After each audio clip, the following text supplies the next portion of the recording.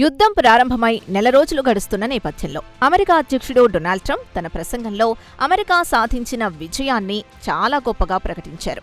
Iran నాయకత్వం కుప్పకూలిపోయిందని, వారి నౌకాదళం నామరూపాలు లేకుండా పోయిందని, క్షిపణులు, లాంచర్లు ముక్కలయ్యాయని ఆయన పేర్కొన్నారు. చరిత్రలో ఏ శత్రువు ఇంతటి భారీ నష్టాన్ని చవిచూడలేదని, తాము ఊహించిన దానికంటే పెద్ద విజయాన్ని సాధిస్తున్నామని ట్రంప్ వ్యాఖ్యానించారు. ఈ మాటలు ఇరాన్ని మరింత రెచ్చగొట్టేలా ఉన్నాయని అంతర్జాతీయ విశ్లేషకులు అభిప్రాయపడుతున్నారు. ఇదిలా ఉంటే విజయం సాధించామని చెబుతూనే ట్రంప్ మరో బాంబు పేల్చారు. యుద్ధం ఇప్పుడే ముగియదని, మరో 2 నుంచి 3 వారాల పాటు ఇరాన్పై అత్యంత తీవ్రస్థాయిలో దాడులు కొనసాగిస్తామని హెచ్చరించారు. ఇరాన్ని తిరిగి రాతి యుగం నాటి పరిస్థితుల్లోకి నెట్టివేస్తామంటూ ఆయన చేసిన వ్యాఖ్యలు అమెరికా ఎంత తీవ్రంగా ఉందో స్పష్టం చేస్తున్నాయి.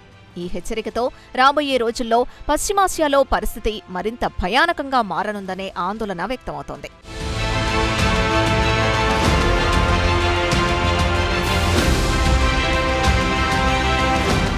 ఇరాన్లో ప్రభుత్వాన్ని మార్చడం తమకు లక్ష్యం కాదని ట్రంప్ చెప్పడం కూడా ఒక వ్యూహాత్మక ఎత్తుగడే. ఇరాక్, లిబియా వంటి దేశాల్లో ప్రభుత్వాల్ని కూల్చి ఆ తర్వాత అక్కడ అస్థిరతను అదుపు చేయలేక అమెరికా తీవ్రంగా నష్టపోయింది.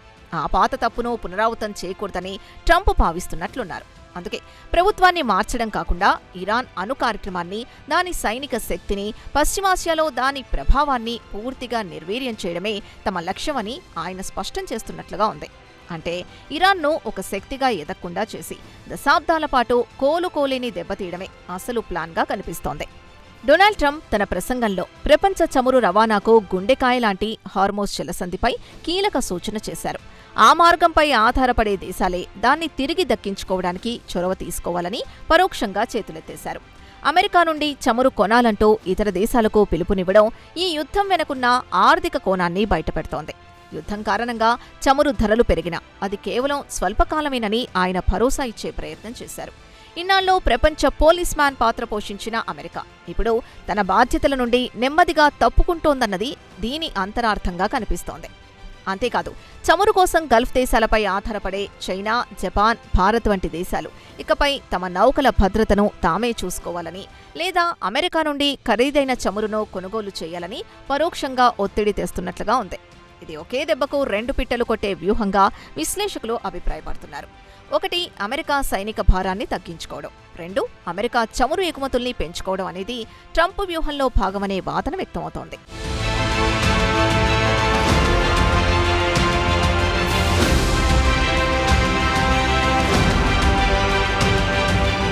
మొత్తానికి ట్రంప్ ప్రసంగం కేవలం ఒక దేశాధినేత విజయ ప్రకటనగా కాకుండా అది మారుతున్న ప్రపంచ రాజకీయ సమీకరణాలకు, అమెరికా అనుసరించబోతోన్న అమెరికా ఫస్ట్ విధానానికి అద్దం పడుతోంది. ఈ యుద్ధం ఇరాన్కు ఎంత నష్టం చేస్తుందో అంతకంటే ఎక్కువగా ప్రపంచ వాణిజ్య రాజకీయాలపై తీవ్ర ప్రభావం చూపనుంది. రాబోయే 3 వారాలు పశ్చిమాసియాకే కాదు, యావత్ ప్రపంచానికి అత్యంత కీలకమైనవి. ఈ యుద్ధ జ్వాలలు ఎక్కడికి దారితీస్తాయో, ప్రపంచ దేశాలు ఎలా స్పందిస్తాయో వేచి చూడాలి. ఏదేమైనా పశ్చిమాసియా పరిణామాలతో యావత్ ప్రపంచంలో భయాందోళనలు నెలకొన్నాయి.